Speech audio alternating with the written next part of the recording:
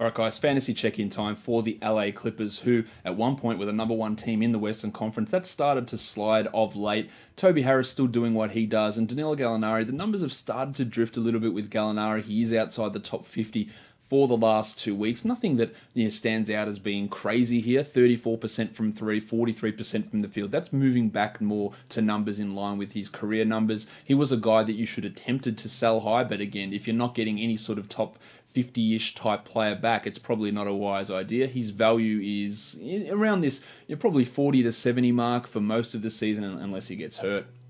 Shai Alexander, probably the biggest, guy that there is controversy over his value. He is the 109th ranked player over the last 2 weeks in only 26 minutes. The numbers don't stand out as fantastic, just 10 points, but it's 1.3 steals, it's 0.7 blocks, 53% from the field, which is definitely destined to come back down. I do believe that Shai is a must-roster 12-team league guy. There will be ups and downs, but with Lou Williams out for the next couple of weeks with a hamstring injury, his minutes should push up. He should get a little bit more usage, even though that may offset in poorer efficiency, but he'll have the ball in his hand a little bit more.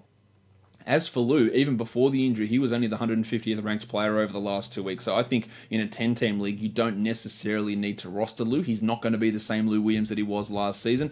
That seems pretty clear at this point. While Avery Bradley and Patrick Beverley can't even crack the top 200, maybe they get a bit of a boost without Williams, but I'm only looking at them at more 16-team league players, while Montrezl Harrell is in an absolute funk.